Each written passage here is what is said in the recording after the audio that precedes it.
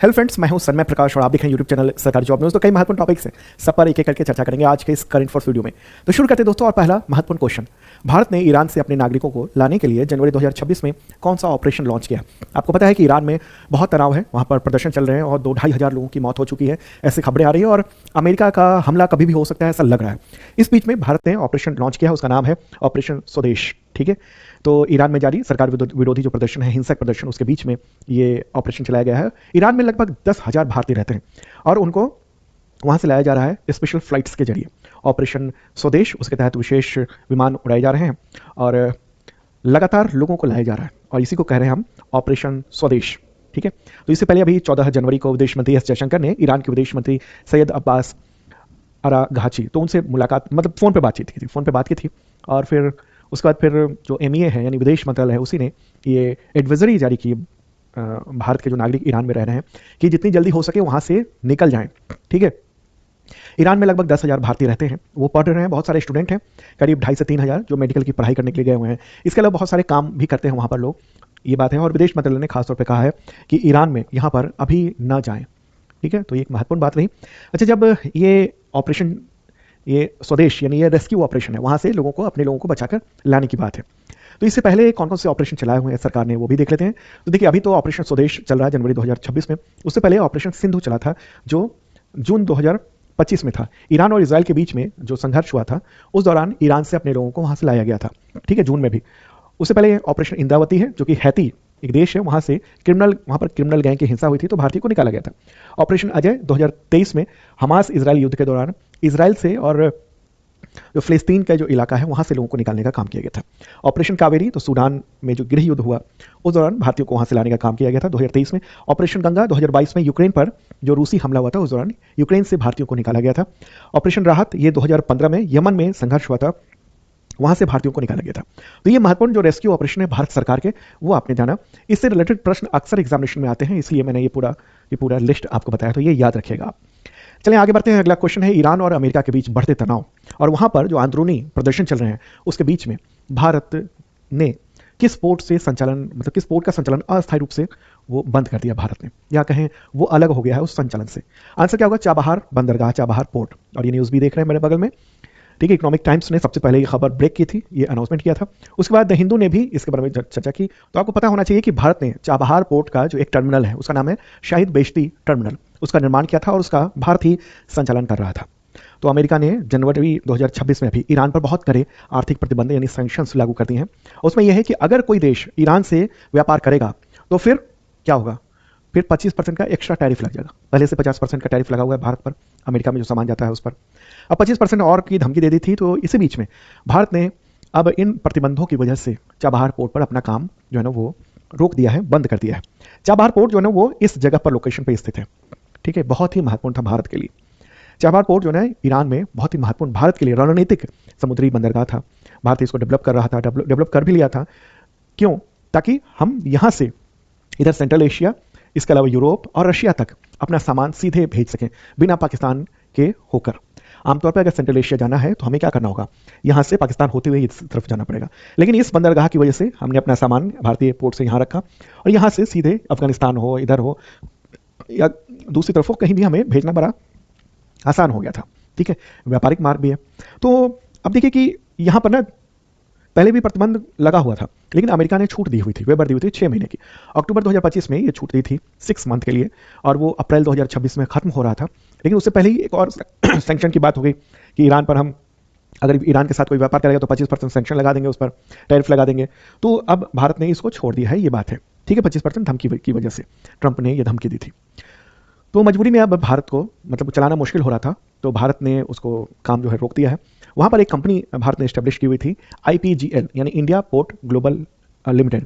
धीरे धीरे उसने काम करना बंद कर दिया, कंपनी डायरेक्टर ने इस्तीफा दे दिया है, पोर्ट की जो वेबसाइट है उसको भी बंद कर दी गई है। ठीक है, तो ये एक बहुत मतलब कदम भारत सरकार ने उठाया है बड़ा सा। और आपको बताऊं कि भारत ने $120 मिलियन, लगभग 1,000 करोड़ रुपए के आसपास पड़ता ही है, तो वो ईरान को ट्रांसफर कर दिया है। ये वो रकम थी जिसका भारत ने चाबहार बंदरगाह को मतलब विकसित करने और संचालन करने योग्य बनाने का वादा किया हुआ था वहाँ के लिए। तो चूंकि वादा किया हुआ था और रिश्ते हमें बनाए रखने हैं ईरान से, फिलहाल ये सैंक्शन की वजह से हमें उसका इस्तेमाल करना बंद करना पड़ा है, लेकिन फिर भी उसके लिए इस पोर्ट को संचालित रखने के लिए ईरान को ये पैसे ट्रांसफर कर दिए हैं।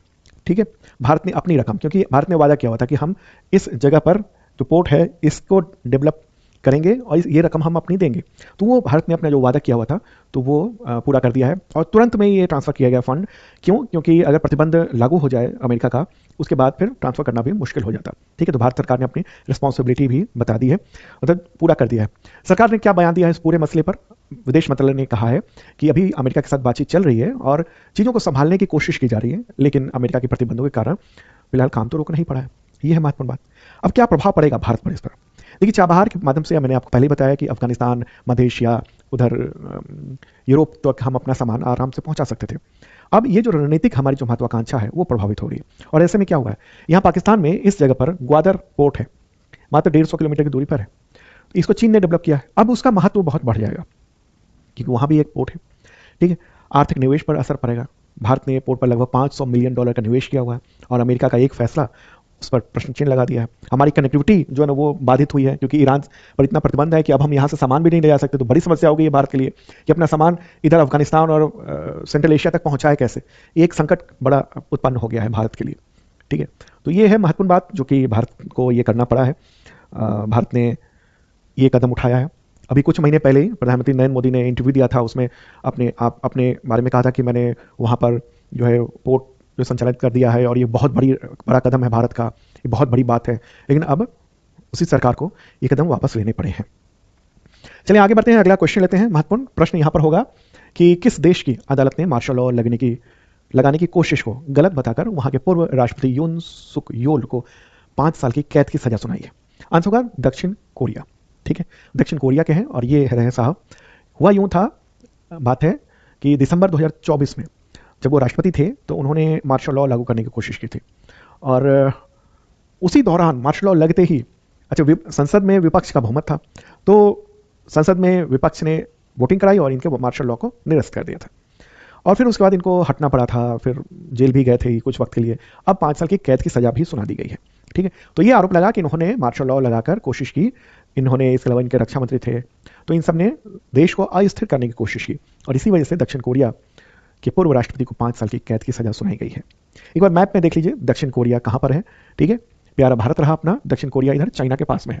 ये पूरा ये चाइना है, चीन, और इधर देखिए ये है उत्तर कोरिया, नॉर्थ कोरिया, और ये दक्षिण कोरिया यानी साउथ कोरिया।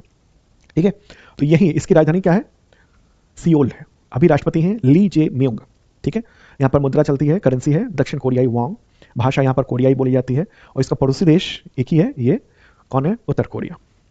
आगे बढ़ते हैं, अगला क्वेश्चन लेते हैं। उससे पहले बताऊं कि इसका पीडीएफ अवेलेबल है शार्प लर्निंग ऐप पर, आपको डेली का कंटेंट मिल जाएगा वहाँ भी फ्री में। लेकिन अगर आप करंट फोर्स की शानदार तैयारी करना चाहते हैं अपने एग्जामिनेशन के लिए तो 2 तरह की मेंबरशिप प्लान है, एक बेसिक मेंबरशिप प्लान है, एक आईएसपीसीएस मेंबरशिप प्लान है जो आप ले सकते हैं शार्प लर्निंग ऐप पर। इसके जरिए क्या होता है, अगले 1 साल तक करंट फोर्स की तैयारी आपकी हो जाती है, वीडियो टेस्ट पीडीएफ ये सब कुछ मिलता है आपको खास तौर पर आपके लिए। ठीक है, और पिछले साल का भी पीडीएफ पूरे ईयर का अवेलेबल है, वो भी देख सकते हैं, आप ले सकते हैं शार्प लर्निंग ऐप पर। वैसे इस मेंबरशिप के साथ ये फ्री में है। अगला क्वेश्चन यहाँ पर होगा, किस राज्य में उत्तर से दक्षिण के जिलों को जोड़ने के लिए 6 नए नॉर्थ साउथ कॉरिडोर के प्रस्ताव को मंजूरी दी गई है? आंसर क्या होगा? उत्तर प्रदेश। और ये न्यूज़ भी आप देख रहे हैं हिंदुस्तान टाइम्स में। पहली बार नॉर्थ साउथ को कनेक्ट करने के लिए रोड नेटवर्क बनाया जा रहा है। ठीक है, तो ऐसा पहली बार ये किया जा रहा है। राज्य में अब तक जो बने जो भी एक्सप्रेसवे या हाईवे वो पूरब से पश्चिम की दिशा में थे। एक बार मैप के जरिए देख लीजिए, फिर आपको समझ में आ जाएगा। प्यारा भारत है अपना और ये है उत्तर प्रदेश यहाँ पर। तो अब क्या था ना कि इससे पहले जितने भी हाईवे, स्टेट हाईवे, ज़्यादातर की बात कर रहा हूँ मैं, वो क्या थे, यहाँ से यहाँ तक थे। चूँकि दिल्ली यहाँ है, लखनऊ यहाँ है, इस तरफ वाराणसी, गोरखपुर ये सब है, तो फिर ये इस तरफ से इस तरफ थे। ठीक है, ऐसे ज़्यादातर। ठीक है, अब जो भी एक्सप्रेसवे है, स्टेट हाईवे, नेशनल हाईवे, ये सब कुछ इसी तरह था। अब क्या बात हुई है यहाँ पर कि हम मतलब उत्तर प्रदेश सरकार ने कहा है कि अब हम उत्तर से दक्षिण को जोड़ने के लिए ये इस तरीके से 6 कॉरिडोर हम बनाने जा रहे हैं। ठीक है, 1 2 3 4 5 और 1 6, इस तरह से पूरे राज्य को कनेक्ट कर दिया जाएगा और ये सब एक्सप्रेसवे और हाईवे, स्टेट हाईवे इन सबसे कनेक्टेड रहेंगे। तो अब नॉर्थ साउथ कॉरिडोर ये बनाया जा रहा है और ये कैबिनेट की मतलब एस्टिमेट स्वीकार कर लिया गया है, अब उस पर काम शुरू हो रहा है। तो कौन कौन से हैं वो देख लीजिए आप इसको। अगर आप उत्तर प्रदेश के कोई भी नौकरी की तैयारी कर रहे हैं और उसके लिए एग्जामिनेशन देना है तो ये याद रखिएगा कौन कौन से हैं। पहला है श्रावस्ती प्रयागराज, ये 262 किलोमीटर का होगा। दूसरा है कुशीनगर वाराणसी, ये 220 किलोमीटर का होगा। तीसरा है नेपाल सीमा से लेकर प्रयागराज के बीच में, ये 295 किलोमीटर का होगा। चौथा है लखीमपुर खीरी से बांदा तक 502 किलोमीटर। बरेली से ललितपुर 547 किलोमीटर और पीलीभीत से उरई हरपालपुर ये 500 14 किलोमीटर का होगा। तो ये 6 बन जाएंगे। इससे क्या होगा कि उत्तर और दक्षिण ये कनेक्टिविटी बहुत आसान हो जाएगी अब।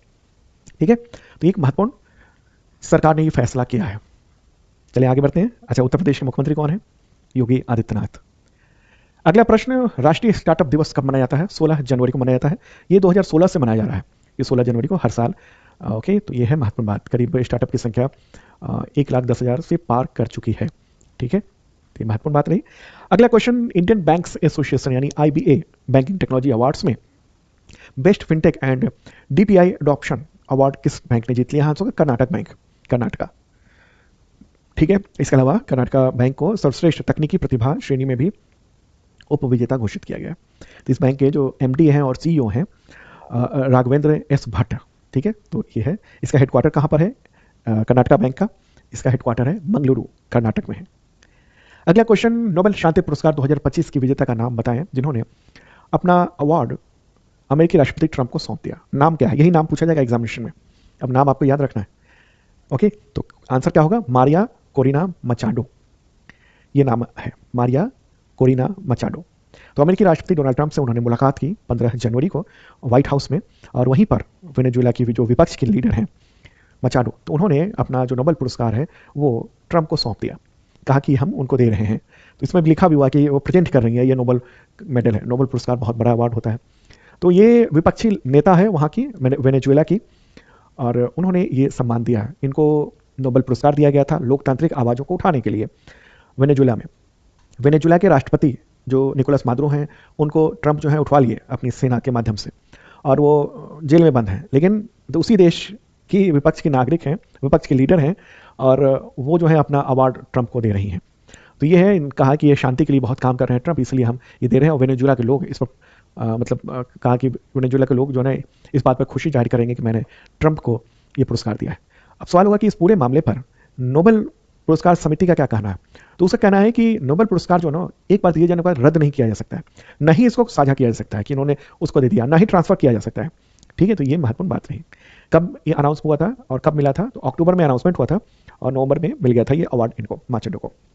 अब इन्होंने जनवरी में इनको दे दिया है। अगला क्वेश्चन, किस अमेरिकी साइंटिस्ट ने माइकोराइजल रिसर्च के लिए टाइलर पुरस्कार 2026 जीत लिया है? आंसर का टोबी कियर्स। टोबी कियर्स को ये अवार्ड मिला है। द हिंदू ने इस पर अच्छे खासे प्रकाशित किया है। ओके, तो ये अब सवाल होगा कि माइकोराइजल, ये जो लिखा हुआ है, ये इस पर रिसर्च किया गया, तो ये है, होता क्या है? इस तरह से सवाल आ सकते हैं।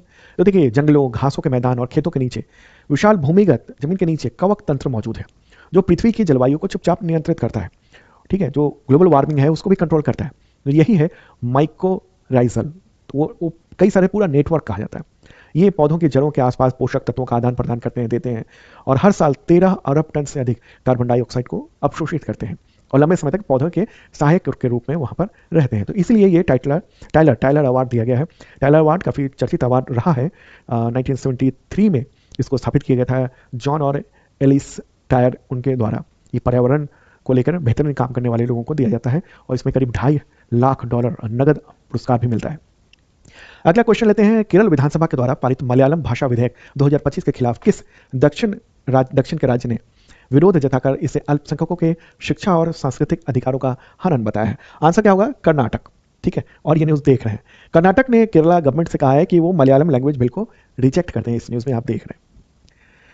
अब देखिए हुआ क्या है, अभी तक हिंदी थोपने की बात हो रही थी कि दक्षिण भारत में हिंदी थोपी जा रही है। केंद्र सरकार ने जब 3 लैंग्वेज पॉलिसी बनाई, उसका काफ़ी विरोध हुआ, और हिंदी को लेकर काफ़ी विरोध जबरदस्त दक्षिण के राज्यों में हुआ। लेकिन अब वहाँ के आपसी भाषा को लेकर भी एक विवाद शुरू हो रहा है। दरअसल केरल जो है ना, वो यहाँ पर है, ये वाला हिस्सा ये केरल है। ठीक है, ये केरला हो गया, और ये है कर्नाटक। तो केरल के विधानसभा में मलयालम भाषा विधेयक 2025 वो पारित किया गया, और उस विधेयक में यही है कि क्लास 1 से लेकर 10th तक मलयालम भाषा प्रथम भाषा अनिवार्य कर दी गई है यहाँ पर।